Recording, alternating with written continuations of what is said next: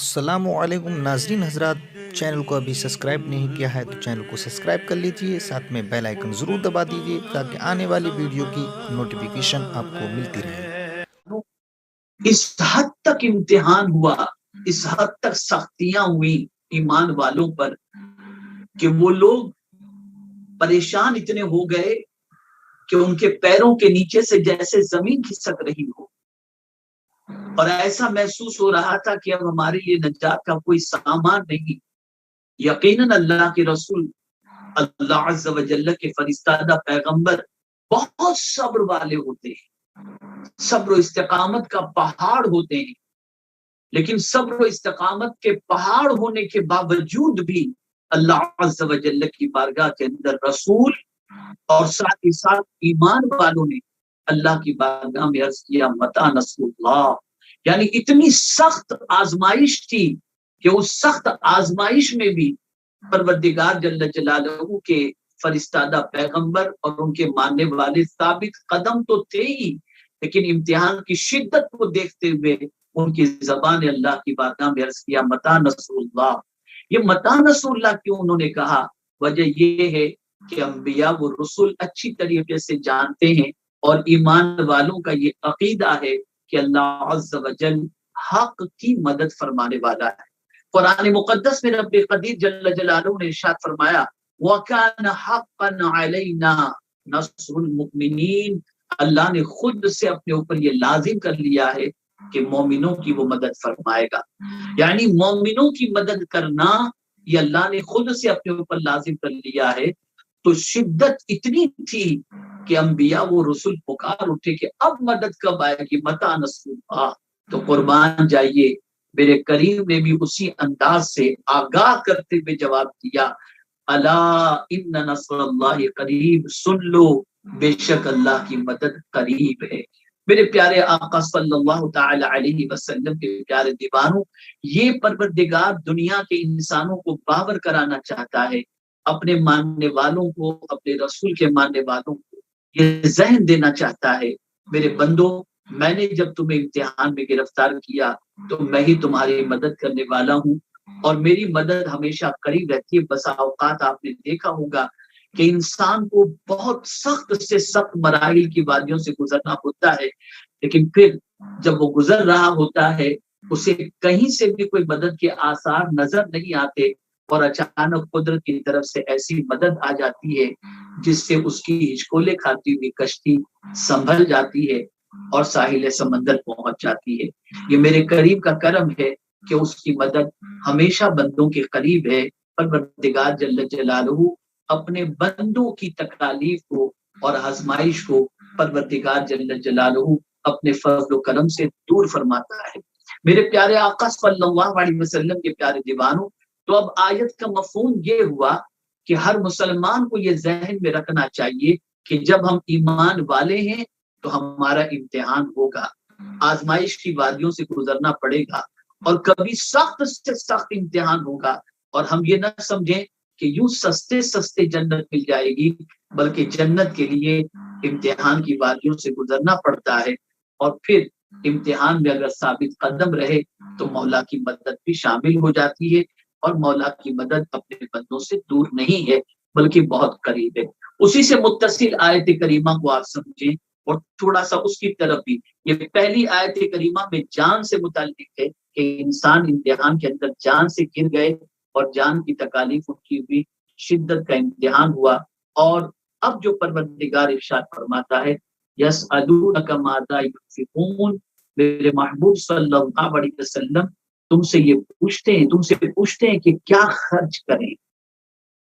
قرآن مقدس کی سورہ بقرہ کے اندر کئی مقامات پر یسألونک کے بارے میں آیا ہے۔ حضور صلی اللہ علیہ وسلم سے لوگوں نے پوچھا یسألونک عن الأہلہ، یسألونک عن المحیض، یسألونک عن الأہلہ، یسألونک ماذا ينفقون، اس طریقے سے یسألونک آقا کریم صلی اللہ علیہ وسلم سے کئی جگہ پر پوچھا گیا۔ تو اب پروردگار جل جلالہ محبوب صلی اللہ علیہ وسلم سے فرماتا ہے یسألونک ماذا ينفقون، تم سے پوچھتے ہیں کیا خرچ کریں۔ اب پوچھتے کس سے ہیں؟ رسول اعظم صلی اللہ علیہ وسلم سے۔ اور جواب کون دے رہا ہے؟ پروردگار جل جلالہ۔ تو محبوب کو فرما رہا ہے کہ محبوب یہ جو تم سے پوچھتے ہیں کہ کیا خرچ کریں، تو تم فرماؤ قل ما انفقتم من خیر فللوالدین والاقربین والیتامى والمساکین وابن السبیل وما تفعلوا من خیر فإن اللہ به علیم۔ تم فرماؤ جو کچھ مال نیکی میں خرچ کرو تو وہ ماں باپ اور قریب کے رشتہ داروں اور یتیموں اور محتاجوں اور راہگیر کے لیے ہے، اور جو بھلائی کرو بے شک اللہ اسے جانتا ہے۔ اب اس کی تفسیر تھوڑا سا اچھی طریقے سے ذہن کو حاضر رکھ کر سماعت فرمائیں تو انشاءاللہ العظیم آپ کی معلومات میں اضافہ ہوگا۔ میرے پیارے آقا صلی اللہ تعالی علیہ وسلم کے پیارے دیوانوں،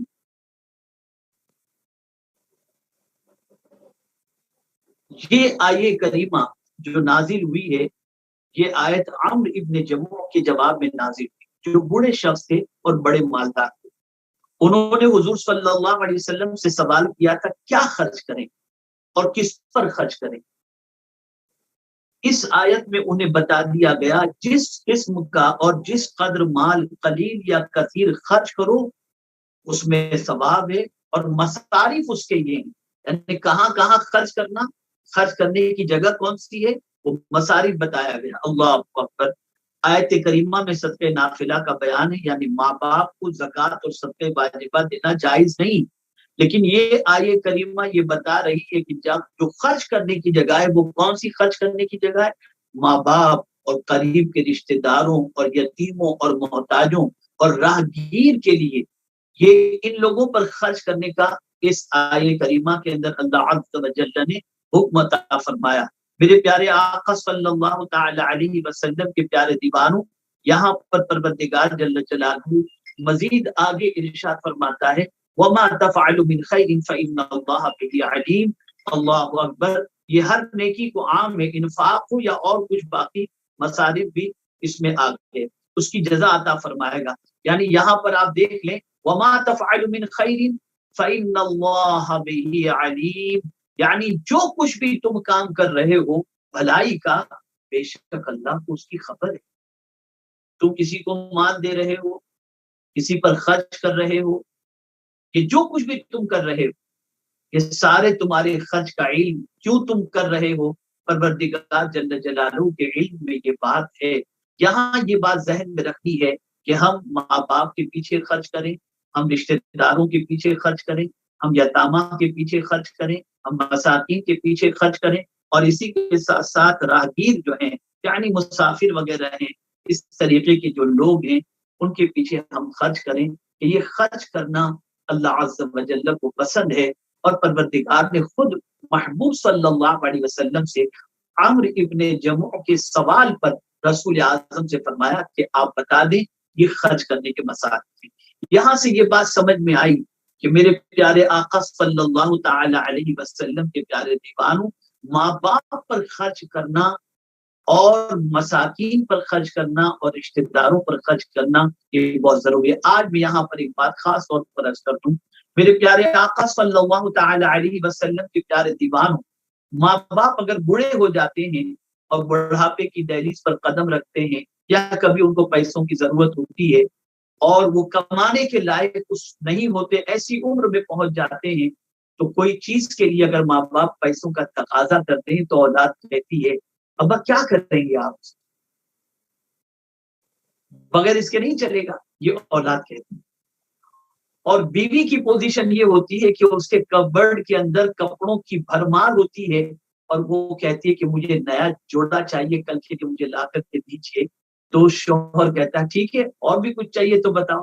تو میں یہ عرض کرنا چاہوں گا کہ بیوی پر خرچ کرنے کی اسلام نے رکاوٹ نہیں رکھی، لیکن ماں باپ کے سلسلے میں مقدم قرآن نے رکھا ہے کہ ماں باپ کو بھی تم کھلے دل سے ماں باپ پر خرچ کرو، اور ماں باپ کو بولو کہ ماں باپ کے تقاضے سے پہلے ماں باپ کے پیچھے خرچ کثرت سے کرو تاکہ ماں باپ جو ہے وہ خوش ہو جائیں، اور اللہ تعالیٰ ماں باپ کے صدقے میں تمہیں روزی بھی عطا فرمائے گا اور تمہارے رزق کے اندر کشادگی اور برکتیں بھی عطا فرمائے گا۔ رشتہ داروں کے حوالے سے، رشتہ دار کے اندر آپ یہ نہ سمجھے کہ بیوی بچے نہیں آتے، وہ بھی مقدم ہے، ان کے پیچھے خرچ کرنے پر اللہ برکتیں عطا فرماتا ہے۔ آقا کریم صلی اللہ علیہ وسلم نے ارشاد فرمایا جو شخص یہ چاہتا ہو کہ اس کے رزق اور عمر میں برکت ہو، اسے چاہیے کہ وہ صلہ رحمی کرے، یعنی رشتہ داروں کے ساتھ اچھا سلوک کرے، اللہ تعالیٰ اس کے رزق کے اندر برکت اور عمر کے اندر برکت عطا فرمائے گا۔ میرے پیارے آقا صلی اللہ تعالی علیہ وسلم کے پیارے دیوانوں، اسی طریقے سے ایک اور آیت سرکار صلی اللہ علیہ وسلم کی بارگاہ کے اندر سوال کے اعتبار سے پھر آیت کریمہ آ گئی کہ رسول اعظم صلی اللہ علیہ وسلم سے پھر پوچھا گیا یسألونک عن الخمر والمیسر قل فیہما اسم کبیر ومنافع للناس واسمہما اکبر من نفعہما ویسألونک ماذا ينفقون قل العفو كذلك يبين الله لكم الآیات لعلکم تتفکرون۔ اب دیکھیے یہاں پر بھی میرے آقا صلی اللہ علیہ وسلم سے پوچھا گیا، رب فرماتا ہے یسألونک عن الخمر والمیسر، تم سے شراب اور جوے کا حکم پوچھتے ہیں، قل میرے محبوب تم فرما دو اللہ اکبر۔ سوال حضور سے ہو رہا ہے، جواب میرا مولا عطا فرما رہا ہے، اللہ اکبر۔ قل فیہما اسم کبیر ومنافع للناس واسمہما اکبر من نفعہما۔ پروردگار جل جلالہ کے پیارے حبیب صلی اللہ علیہ وسلم سے پوچھنے والے نے پوچھا شراب اور جوے کے بارے میں، تو رب قدیر جل جلالہ نے فرمایا کہ تم سے شراب اور جوے کا حکم پوچھتے ہیں، تم فرما دو ان دونوں میں بڑا گناہ ہے، کس میں؟ شراب اور جوے میں، اور لوگوں کے کچھ دنیاوی نفع بھی، اور ان کا گناہ ان کے نفع سے بڑا ہے۔ میرے پیارے آقا صلی اللہ علیہ وسلم کے پیارے دیوانوں، اب توجہ کے ساتھ سماعت فرمائیں، شراب کے حوالے سے مولا علی کرم اللہ تعالی وجہہ الکریم کا موقف کتنا سخت ہے اور کتنا پیارا ہے، اسے آپ سماعت فرمائیں۔ حضرت علی رضی اللہ تعالی عنہ نے فرمایا اگر شراب کا ایک قطرہ کنویں میں گر جائے اور پھر اس جگہ مینارہ بنایا جائے تو میں اس پر اذان تک ہوں، اور اگر دریا میں شراب کا قطرہ پڑے پھر دریا خشک ہو اور وہاں گھاس پیدا ہو، اس میں اپنے جانوروں کو نہ چراؤں۔ سبحان اللہ، گناہ سے کس قدر نفرت تھی مولا علی کرم اللہ تعالی وجہہ الکریم کو۔ میرے پیارے آقا صلی اللہ تعالی علیہ وسلم کے پیارے دیوانوں، شراب کو اللہ عز و جل نے حرام فرمایا۔ اب یہاں کسی کے ذہن میں یہ بات آ سکتی ہے کہ قرآن میں یہ کہا گیا وَمَنَافِعُ لِلنَّاسِ، کہ ان دونوں کے اندر، یعنی یہ دونوں بڑے گناہ ہیں، لیکن ان دونوں میں دنیاوی فائدہ بھی ہے، نفع بھی۔ اب یہ نفع کا کیا معاملہ ہے؟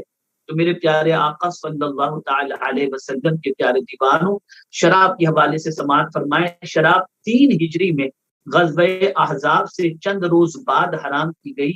اس سے قبل یہ بتایا گیا تھا کہ جوئے اور شراب کا گناہ اس کے نفع سے زیادہ ہے۔ نفع کیا ہے؟ نفع تو یہی ہے کہ شراب سے کچھ سرور پیدا ہوتا ہے، یا اس کی خرید و فروخت اور تجارت سے فائدہ ہوتا ہے، اور جوئے میں بھی کبھی مفت کا مال ہاتھ آتا ہے، اور گناہوں اور مفسدوں کا کیا شمار۔ شراب کا نقصان کیا ہے؟ تو عقل زائل ہو جاتی ہے، غیرت و علمیت زائل ہو جاتی ہے، عبادات سے محرومی ہو جاتی ہے، لوگوں میں عداوتیں پیدا ہو جاتی ہیں، شراب پینے والا سب کی نظر میں خوار ہوتا ہے، دولت اور مال جو ہے اس کو ضائع ہوتا ہے۔ اب آپ دیکھیں کہ شراب کا یہ چند نفع، یعنی کیا ہے کہ شراب کی وجہ سے تھوڑا سا سرور مل گیا، شراب کی تجارت کی تو تھوڑا سا نفع مل گیا، لیکن اس سے زیادہ پروردگار جل جلالہ ارشاد فرماتا ہے کہ اس کا گناہ اس فائدے کے مقابلے میں زیادہ ہے۔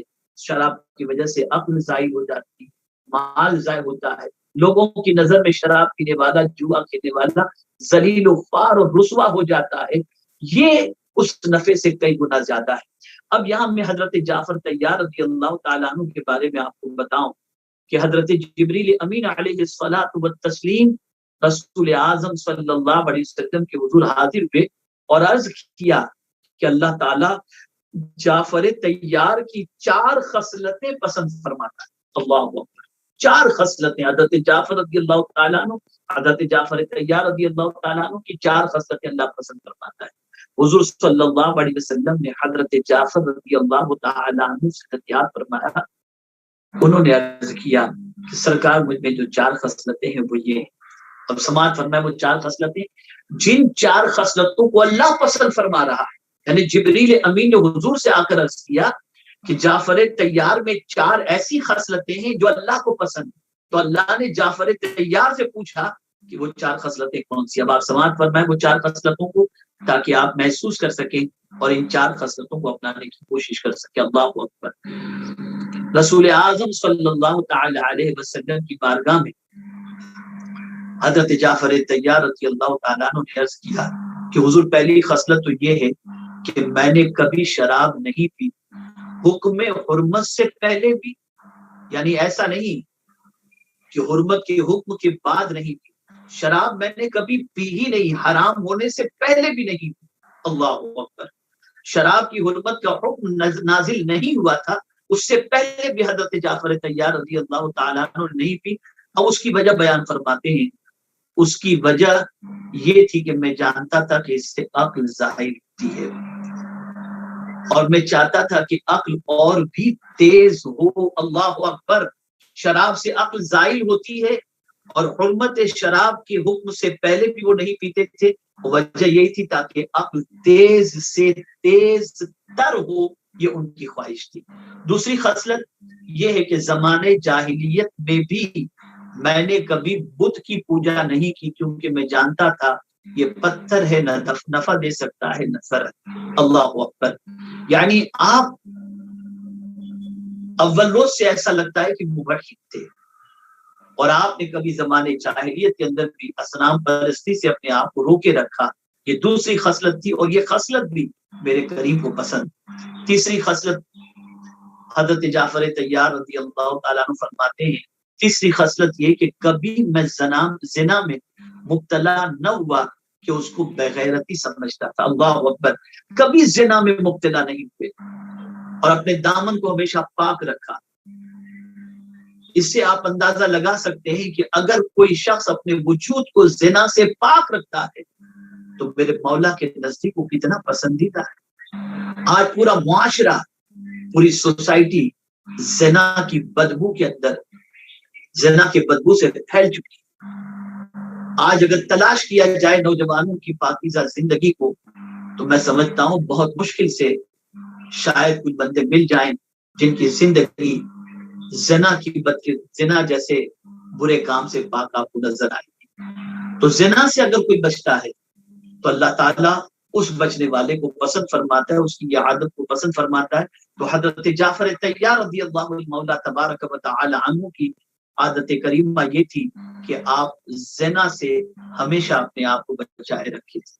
اور چوتھی حضرت جعفر رضی اللہ تعالیٰ عنہ کی خصلت یہ کہ فرماتے ہیں کہ میں نے کبھی جھوٹ نہیں بولا کیونکہ میں اس کو کمینہ پن خیال کرتا تھا. اللہ اکبر.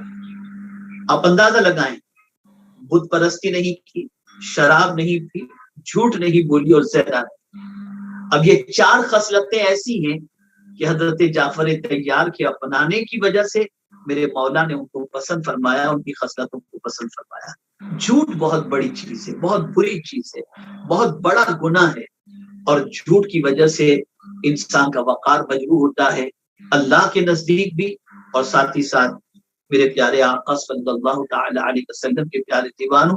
جھوٹ بولنے والا اللہ اور اس کے رسول جل جلالہ وصلی اللہ تعالی علیہ وسلم اور بندوں کے نزدیک اپنا وقار مجروح کر بیٹھتا ہے.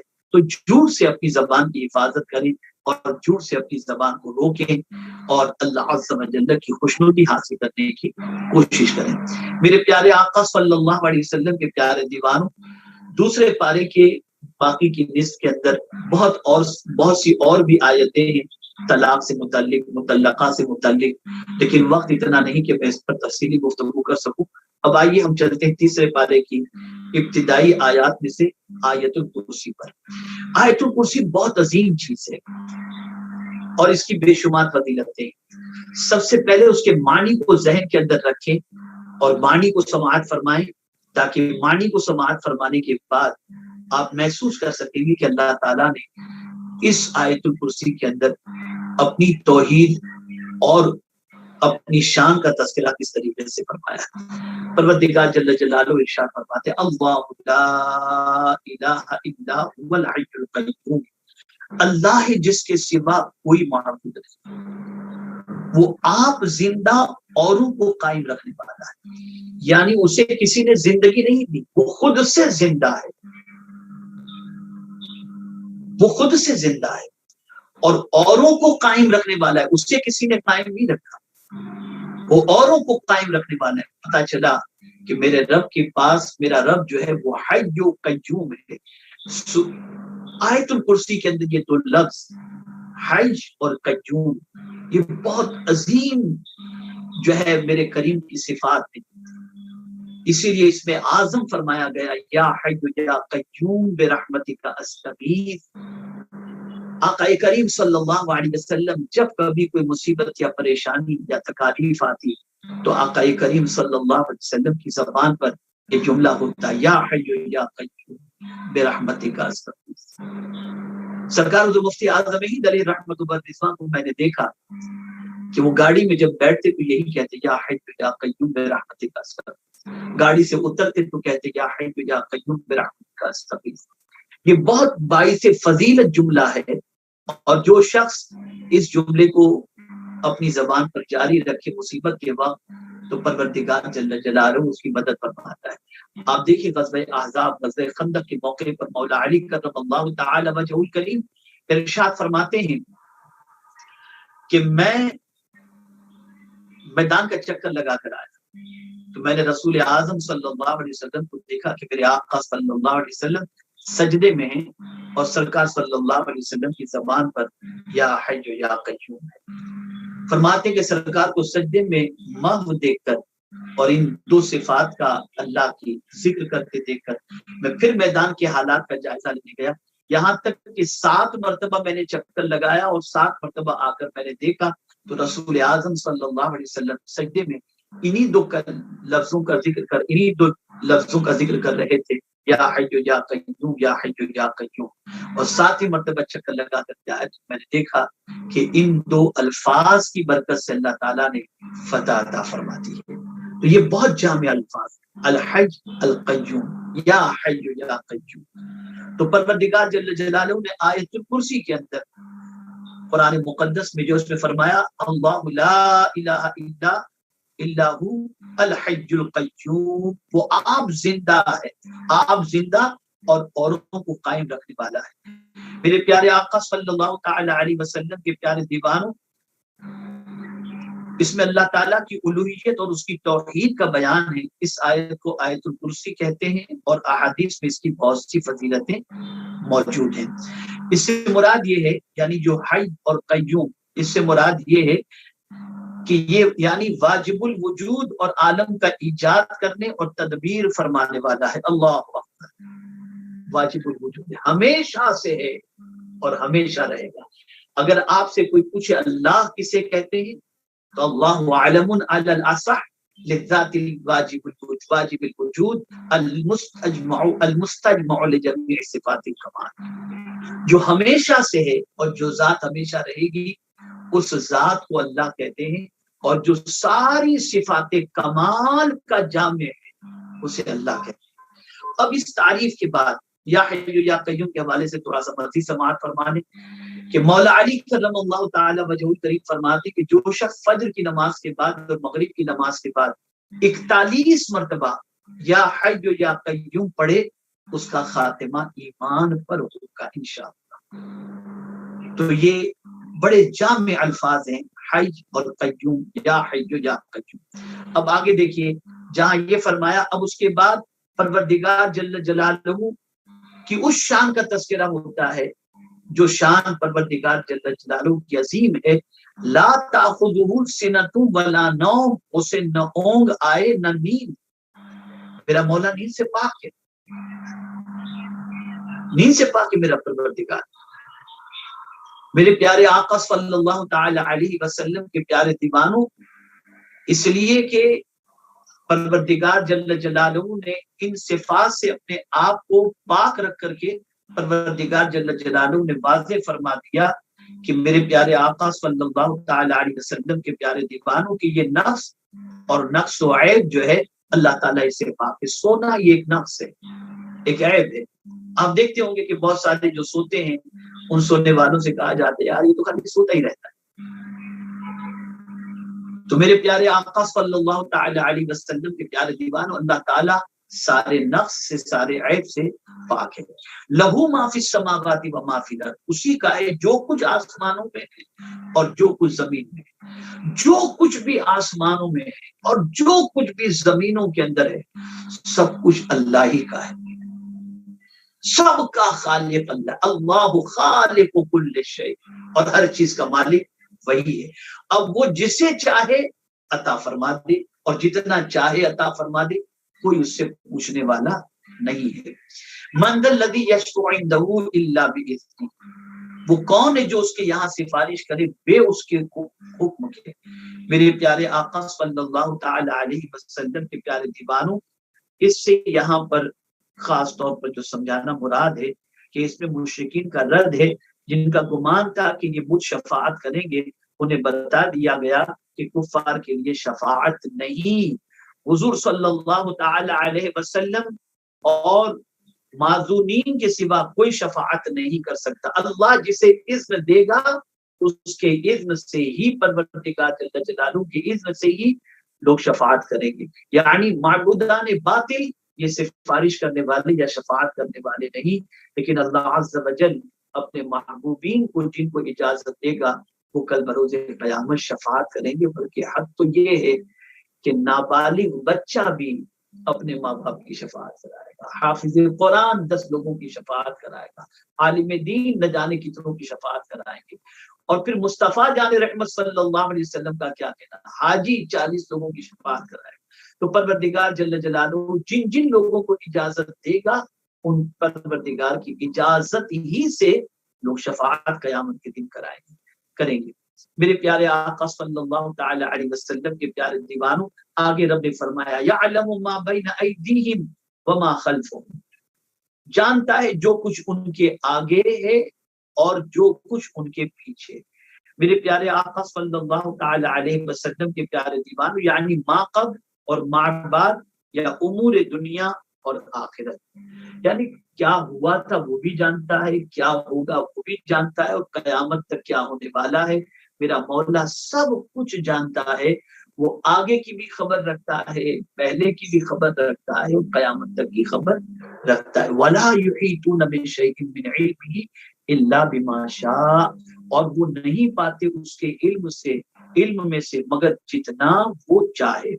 میرے پیارے آقا صلی اللہ تعالی علیہ وسلم کے پیارے دیوانوں، یہاں پر یہ ہے کہ جن کو وہ مطلع فرمائے وہ انبیاء و رسول ہیں. جن کو غیب پر مطلع فرمانا ان کی نبوت کی دلیل ہے. اور دوسری آیت میں ارشاد فرمایا لا یظہر علی غیبہ احدا الا من ارتضی من رسول، یعنی پروردگار جل جلالہ کے علم میں سب کچھ ہے، کل کیا ہونا ہے، کیا ہوا تھا، لیکن اللہ عز و جل اپنے انبیاء اور اپنے رسول میں سے جسے چاہے علم عطا فرما دے. اور یہ غیب کا علم عطا کرنا یہ نبوت کی دلیل ہے. آج ہی آیا جس میں پروردگار جل جلالہ کا ارشاد ہے کہ جو ہے وَأُبْرِئُ الْأَكْمَحَ وَالْأَبْرَصَ وَأُحْيِي الْمَوْتَىٰ بِإِذْنِ اللَّهِ، یہ ساری چیزیں قرآن مقدس میں موجود ہیں کہ پروردگار جل جلالہ کے پیغمبر جو ہے وہ تم گھر میں کیا چھوڑ کر کے آئے ہو، کیا رکھ کر کے آئے ہو، وہ بھی بتا دیتے ہیں. میں یہاں پر رسول اعظم صلی اللہ تعالی علیہ وسلم کے حوالے سے بتاؤں کہ پیغمبر رحمت صلی اللہ علیہ وسلم کے ہاتھوں پر ایمان قبول کرنے والے بہت سارے ایسے ہیں جن کو رسول اعظم صلی اللہ تعالی علیہ وسلم نے غیب کی بات بتائی، جس کی وجہ سے وہ آغوش اسلام میں قدم رکھے، جس کے بارے میں صرف وہ جانتے تھے یا ان کے دوست جانتے تھے اور کوئی نہیں جانتا تھا. لیکن رسول اعظم صلی اللہ علیہ وسلم کے بتانے پر، جیسا کہ حضرت عمیر کا واقعہ ہے، رسول اعظم صلی اللہ علیہ وسلم کی بارگاہ میں عمیر پہنچے، غلط ارادے سے پہنچے تھے. فاروق اعظم نے آتے دیکھا اور دیکھنے کے بعد سمجھ گیا کہ ارادہ اچھا نہیں ہے. پیغمبر رحمت صلی اللہ علیہ وسلم کی بارگاہ میں حاضر ہوئے تو ان کے گلے کے اندر تلوار لٹک رہی تھی. آقا کریم صلی اللہ علیہ وسلم نے ارشاد فرمایا کیسے آنا ہوا؟ تو میں نے کہا کہ میرا بیٹا آپ کے یہاں گرفتار ہے، اس کے لیے حاضر ہوا ہوں. تو سرکار صلی اللہ علیہ وسلم نے فرمایا گلے میں تلوار لٹکا کر کیوں آئے ہو؟ تو انہوں نے کہا کہ ہماری تلوار نے میدان بدر میں آپ کا کیا بگاڑا تھا؟ क्या कुछ हम आपका बिगाड़ सकेंगे। तो सरकार सल्लल्लाहु अलैहि वसल्लम ने फरमाया, उमैर तुम्हारी और सफवान की जो बात हुई थी उसके बारे में तुम्हारा क्या ख्याल है। बस इतना हुजूर सल्लल्लाहु अलैहि वसल्लम ने फरमाया तो उनके पैरों के नीचे से जमीन खिसक गई और बर्जस्ता उन्होंने कहा कि हम दोनों की बातों का इल्म हम दोनों के अलावा किसी और को नहीं था, लेकिन मक्के में हमने ये प्लान बनाया था और हम दोनों ने वादा किया था किसी और को तज़किरा नहीं करेंगे, लेकिन मक्के में की हुई बातों का इल्म अगर मदीने में बैठे हुए आपको हो गया तो हम यकीन के साथ कह सकते हैं कि आप अल्लाह के नबी हैं। और बाद में उमैर ने इस्लाम कबूल कर लिया और वो हजरत उमैर बन गए।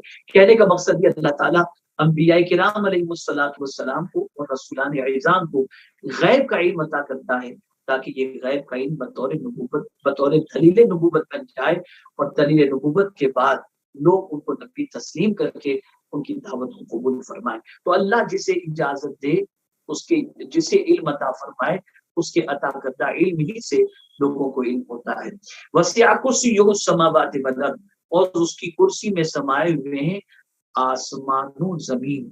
मेरे प्यारे आका सल्लल्लाहु तआला अलैहि वसल्लम के प्यारे दीवानों, इसमें उसकी अजमत शान का इजहार है और कुर्सी से या इल्म कुदरत मुराद है या अर्श या वो जो अर्श के नीचे और सातों आसमानों के ऊपर है, और मुमकिन है ये वही हो जो फलकुल बुरूज के नाम से मशहूर है। मेरे प्यारे आका सल्लल्लाहु अलैहि वसल्लम के प्यारे दीवानों, आगे रब्बे कदीर जल्ल जलालुहु ने इरशाद फरमाया, वला यऊदुहु हिफ्ज़ुहुमा व हुवल अलियुल अज़ीम, और उसे भारी नहीं उनकी निगहबानी और वही है बुलंद बड़ाई वाला। मेरे प्यारे आका सल्लल्लाहु तआला अलैहि वसल्लम के प्यारे दीवानों, इस आयत में इलाहियत के आला मसाइल का बयान है और इससे साबित है कि अल्लाह ताला मौजूद है, इलाहियत में वाहिद है, हयात के साथ मुत्तसिफ है, वाजिबुल वजूद अपने माँ सिवा का मुजीद है। और इसी के साथ साथ मेरे प्यारे आका सल्लल्लाहु अलैहि वसल्लम के प्यारे दीवानों, तगय्युर और फुतूर से मुबर्रा है, न किसी को उससे मुशाबहत, न अवारिज़ मखलूक को उस तक रसाई, मलकूत का मालिक, उसूल फुरू का मुब्दे गिरफ्त वाला, जिसके हुजूर सिवाय माजून में कोई शफाअत नहीं, लब नहीं ला सके, तमाम अशिया का जानने वाला, का भी, खफी का भी, कुल्ली का भी और जुज़ी का भी, वासिउल मुल्क वल कुदरा, इदराक वहम फहम से बरतर और बाला है। मेरे प्यारे आका सल्लल्लाहु तआला अलैहि वसल्लम के प्यारे दीवानों, यहाँ से ये बात समझ में आई कि मेरे रब की शान बहुत अर्फ़ व आला है और परवरदिगार जल्ल जलालुहु की ज़ात बहुत अज़ीम है। अब आइए आयतुल कुर्सी के हवाले से एक हदीस शरीफ आपके कुछ गुजार कर। सल्लल्लाहु तआला अलैहि वसल्लम के प्यारे दीवानों, जो शख्स रात को सोते वक्त आयतुल कुर्सी की तिलावत कर ले तो उसके घर से लेकर कुर्ब जवाब के 40 घरों तक अल्लाह ताला जो है वो हिफाजत का एहतमाम फरमाता है।